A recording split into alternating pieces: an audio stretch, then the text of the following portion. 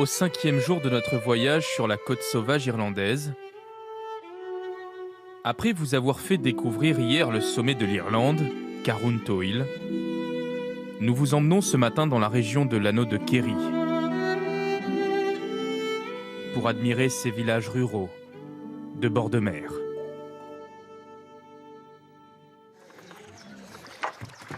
Jack Griffin a 17 ans. C'est déjà un bon rameur et surtout un pêcheur expérimenté de saumon sauvage de rivière. Les saumons naissent dans la rivière. Ils migrent ensuite vers l'océan. Ils y restent quelques années avant de revenir là où ils sont nés pour eux-mêmes donner naissance. Pêcher le saumon à la main est une affaire de famille pour les Griffin. Et le jeune Jack n'a pas vraiment l'impression de sacrifier sa jeunesse. Au contraire. J'aime bien être sur l'eau, parce que pendant que mes camarades de classe vont et viennent, ne font pas grand-chose, moi je fais une activité qui a du sens et je gagne mon propre argent. Mais c'est un métier où il faut être patient.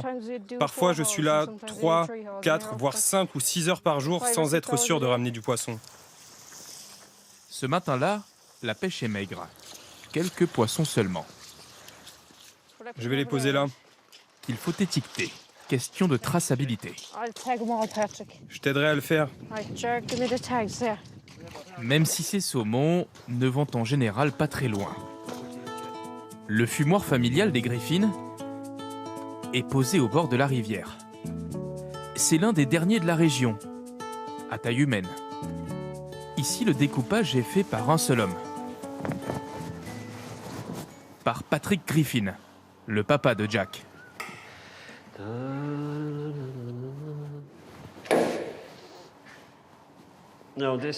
Ça, c'est notre saumon sauvage fumé, prêt à être découpé.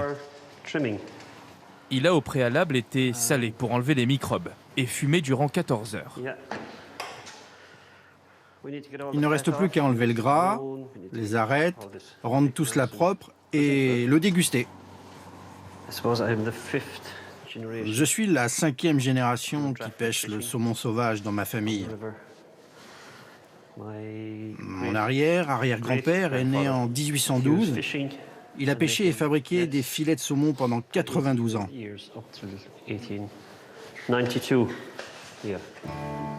Et la famille Griffin est pas peu fière de dire que ces saumons ont parfois fait le voyage depuis les îles Féroé et le Groenland.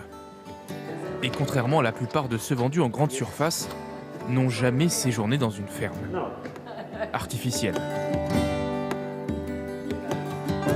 Dans la région, après le travail, il y a un sport qui fédère les habitants.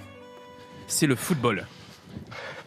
Enfin, une version locale, le Gaelic football, qui ne se joue pas qu'avec les pieds. Un mélange de foot et de rugby, si vous préférez. Lui, c'est Brice, il a 18 ans. Sa maman est irlandaise et son papa français. Sans son aide, on n'aurait jamais compris les règles. Je peux pas le jeter. On peut juste faire comme ça.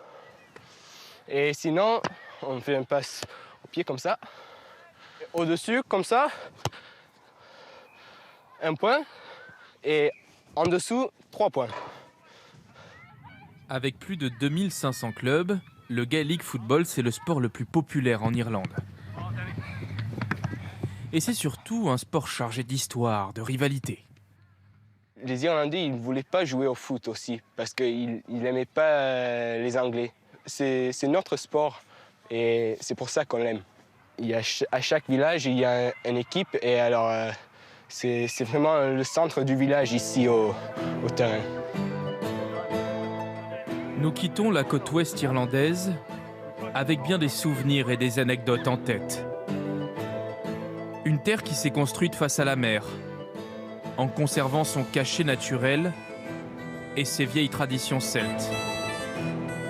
Un itinéraire où chaque halte est une invitation à ne jamais repartir.